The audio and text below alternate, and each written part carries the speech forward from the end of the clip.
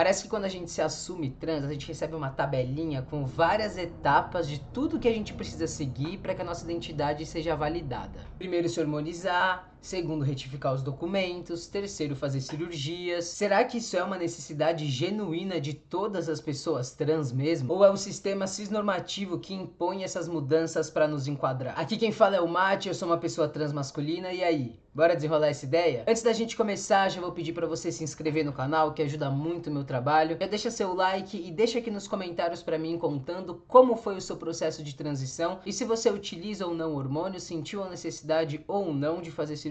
Não esquece também de me seguir nas redes sociais, que eu tô deixando aqui em algum lugar. Tô com a meta de 50 mil seguidores no Instagram e 50 mil seguidores no TikTok. E aqui no YouTube, 5 mil inscritos. Então bora lá me ajudar, fechou? Bora pro vídeo. Eu iniciei minha transição em 2017 e mesmo antes de me assumir para as pessoas, eu já tinha para mim que a hormonização ia ser um destino natural. Os meus incômodos enquanto uma pessoa trans, e veja, aqui eu tô falando exclusivamente sobre a minha experiência, passavam muito pelo corpo. Por como eu me enxergava no espelho e por como as pessoas me viam socialmente. Isso ainda é uma coisa bem presente na minha vida, tá? Porque por mais que a gente muda a carcaça, se a gente não trata da cabeça, as inseguranças permanecem, né? Mas eu tô me cuidando, galera, juro. Faço terapia, tá tudo certo, mas vamos que vamos. Na época, eu não tinha muitas referências de pessoas trans. Tinha algumas referências na televisão, outras poucas na internet, mas ainda assim, todas essas pessoas se hormonizavam. Então, não se hormonizar não era algo nem que eu questionava, tanto em relação à minha experiência, quanto em relação à experiência de outras pessoas trans. Quando a gente conhece e encontra outras pessoas trans que compartilham ali de experiências similares, de vivências similares,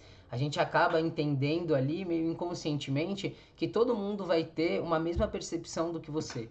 Então, beleza, eu sou uma pessoa trans, então eu tenho que tomar hormônio.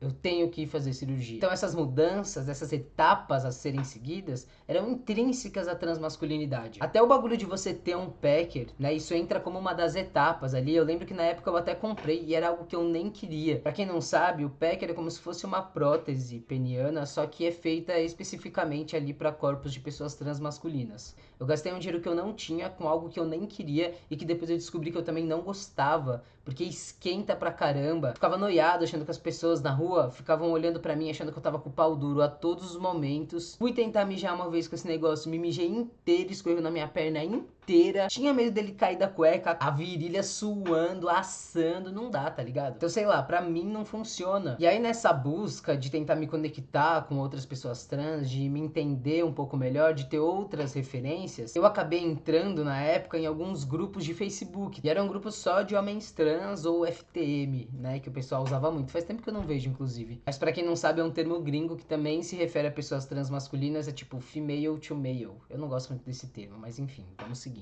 E assim, família, vocês não sabem o meu desespero logo no começo que eu entrei nesses grupos. Porque os caras que eram mais famosinhos, assim, sabe? Os que postavam mais, os que a galera mais comentava, curtia os posts, eram uns caras trans extremamente malhado, tudo rasgado, tudo padrãozão, assim. E aí eu já falei assim, pronto, tô atrasado. E vale dizer também que na época o acesso a hormônio, a testosterona, era muito mais fácil. Com 10 contos você ia na farmácia e comprava uma ampola de Durateston, entendeu? E dependendo da farmácia, se você soubesse onde ir, você comprava até sem receita. Então pra mim ficava meio nítido que esses caras faziam uso de hormônio de maneira irregular. Assim, cada um, problema seu. Mas assim, uma coisa bem na busca de alcançar um padrão estético cis. Que é isso, né? Se fosse só a questão deles estarem se hormonizando além da conta, tudo certo. Mas isso era imposto dentro do grupo pros outros moleques, para as outras pessoas que estavam ali. Então essas pessoas trans que não performavam uma masculinidade, uma virilidade, uma aparência cisnormativa, hétero cisnormativa, inclusive, eles eram rechaçados ali, entendeu? Então, por exemplo, se você é trans e usa hormônios, você sabe muito bem do que eu tô falando.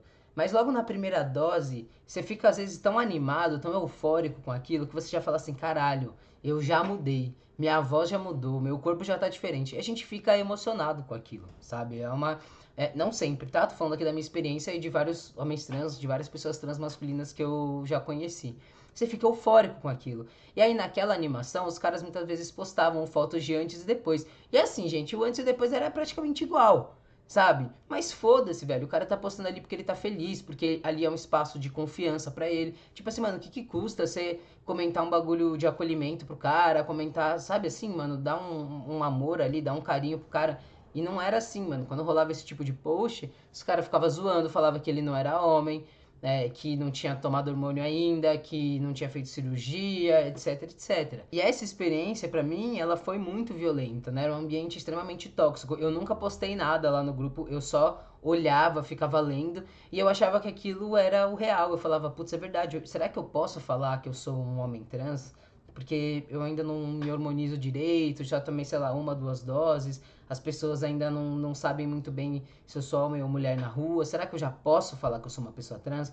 Porque esse era o padrão que era estabelecido ali. Tanto que é isso, né, família? Não durei muito nesses grupos. Hoje, em 2025, o acesso às informações é muito mais facilitado. A gente tem outras referências, é mais fácil da gente se comunicar. E acabou ficando mais evidente essa questão da pressão estética, da disforia, que afeta todas as pessoas, mas que com pessoas trans acaba sendo um processo muito mais violento. Porque basicamente é um processo de enquadramento. Até meus 20 anos eu nunca imaginei, não passava pela minha cabeça que outras pessoas compartilhavam do mesmo sentimento que eu. Eu não sabia que isso tinha nome, eu não sabia que isso tinha história, eu realmente achava que eu era doente. Então quando você se encontra minimamente ali, vê que existem outros e que aqueles outros, aquele grupo que você tanto procurou, aquelas pessoas que você tanto quis um dia se conectar, estão seguindo determinado padrão, a gente tende a entrar e ir junto, tá ligado? Junto com a onda. E achando que tudo aquilo é realmente o que a gente quer ou que a gente precisa seguir. Então não é só você falar que você é trans, você precisa cumprir determinadas etapas. E isso se materializava muito pra mim durante o início do meu processo, ali no primeiro ano, mais ou menos. Eu já tava apresentando algumas mudanças físicas ali por conta dos hormônios. E aí as pessoas perguntavam assim pra mim: e quando que você vai terminar a transição? Ou seja, quando que a sua aparência vai estar 100% masculina dentro desse referencial cis? Quando as pessoas vão olhar pra você e não vão ter dúvidas de que você é um homem cis? Quando você vai parar de confundir a cabeça da gente? E por que isso acontece? Por que que é tão importante que a gente sinta essa obrigação em seguir essas etapas e esses processos? Porque é tão importante quando eles não conseguem impedir que a gente viva nossas vidas do jeito que a gente quer viver, sendo quem a gente quer ser, ainda assim a gente sente obrigação de seguir determinadas etapas impostas por eles. E aqui, gente, eu quero colocar um adendo importante, porque eu não tô julgando que pessoas trans não devem fazer procedimentos, ou retificar os documentos, ou fazer qualquer tipo de mudança que vão fazer elas se sentirem melhores e mais confortáveis com suas vidas. Tipo assim, olha pra mim, galera.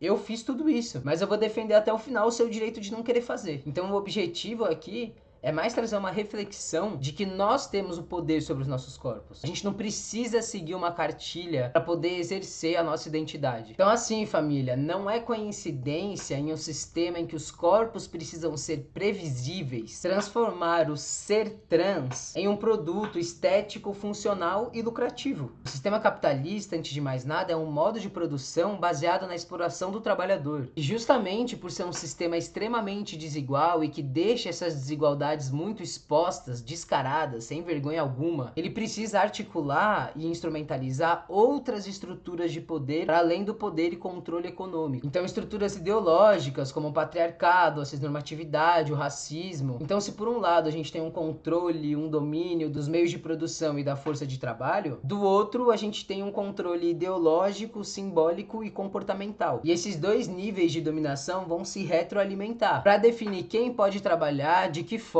com qual corpo e com qual função social. E é nesse segundo nível que vai entrar a cisnormatividade e o binarismo como estruturantes para o capitalismo, que não surgem com o capitalismo, mas que o sistema vai aproveitar, reestruturar e instrumentalizar essas relações pré-existentes e que fazem sentido para a manutenção desse sistema. Então a divisão sexual do trabalho, a escravidão racializada, hierarquias e papéis sociais de gênero, por aí vai. Mas o capitalismo, ele não vai só herdar do patriarcado essa lógica binária, de gênero e sexo binário. Ele vai aperfeiçoar. Então a cisnorma e a binariedade passam a ser uma linguagem de expressão imagética, simbólica, idealizada. Ou seja, precisa ter uma crença, na real, mais do que uma crença, precisa estar estabelecido, inquestionável, igual o ar que você respira, que existem apenas dois corpos naturais e que isso é um dado biológico imutável e que determina que um produz, outro reproduz. Um é racional e ativo, o outro é emocional e passivo. Então é muita ousadia no meio de tudo isso ter um corpo que não deixa claro qual o seu papel social e que tá fora das características binárias de gênero, porque é justamente na gestão desses aspectos que acontece o controle e a exploração. Então um corpo binário é um corpo previsível, explorável, controlável. Por isso, a cisnormatividade não é só uma ideologia moral,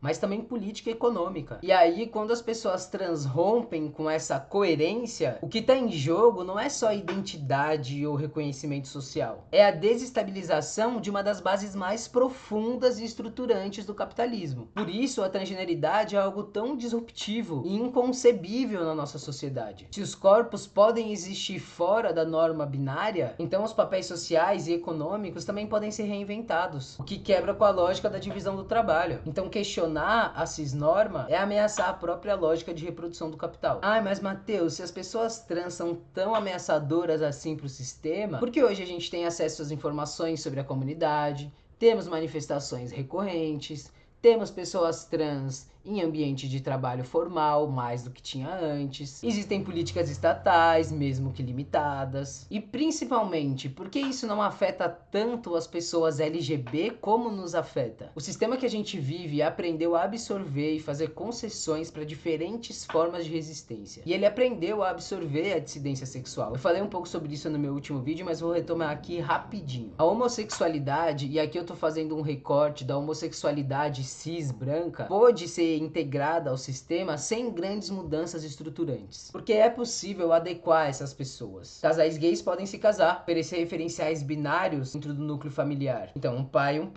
uma mãe, reproduzindo essas lógicas de papéis de gênero. Sim, mesmo dentro de relações homoafetivas. É isso, né? Você sempre espera ver um casal gay com uma expressão mais afeminado e outro uma expressão de gênero mais masculina. Com mulher é a mesma coisa. O orgulho LGBT se tornou uma marca, um produto, uma publicidade. E essas concessões, elas são importantes para o sistema se manter, porque senão a panela de pressão explode. Então você tem que atender uma demanda aqui e ali, mas tem que ser dentro da forma que está estabelecida. Então beleza, vocês são gays, vocês são lésbicas, querem viver a vida de vocês?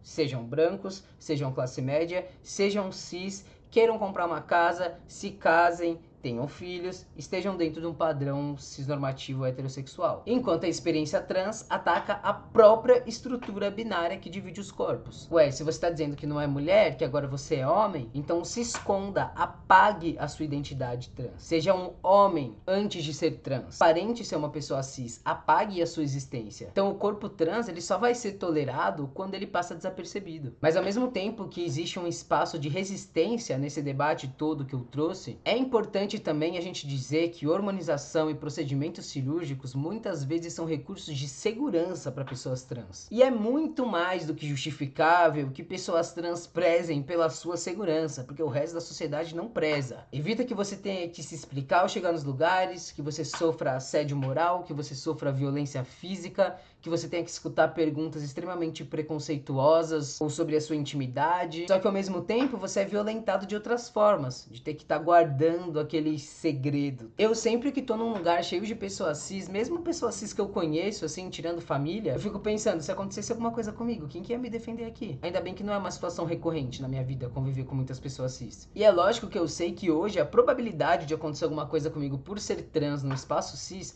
é muito difícil. Sério, galera, o cara tem que, ver minha buceta e achar que eu sou trans. Mas as violências que eu sofri antes de me hormonizar, antes de fazer cirurgia, me marcaram muito, não tem jeito. Nós é traumatizado, velho. Não tem como fugir disso. E a culpa é de vocês, não é nossa, não. Então essa questão de se hormonizar ou não, fazer mastectomia ou não, é algo muito subjetivo e particular. E não pode e nem deve invalidar a identidade ou a existência de qualquer pessoa. A gente tem que lutar pela autodeclaração de maneira absoluta sempre. Não se deixa levar pelos outros. Pensa muito bem o que você quer fazer. Pensa como você vai se sentir bem e melhor no seu corpo. Pô, a gente já passa a vida inteira se sentindo mal pra caralho de não poder exercer nossa identidade. Agora que você pode ser quem você é, tá ligado? Que você se assumiu enquanto uma pessoa trans, vai ficar passando perreco, vai ficar fazendo coisa que você não quer fazer no seu corpo? Não, faça o que você quer, vai viver tua vida, porque nós já ficou muito tempo preso, entendeu? Então vai curtir, tá bom?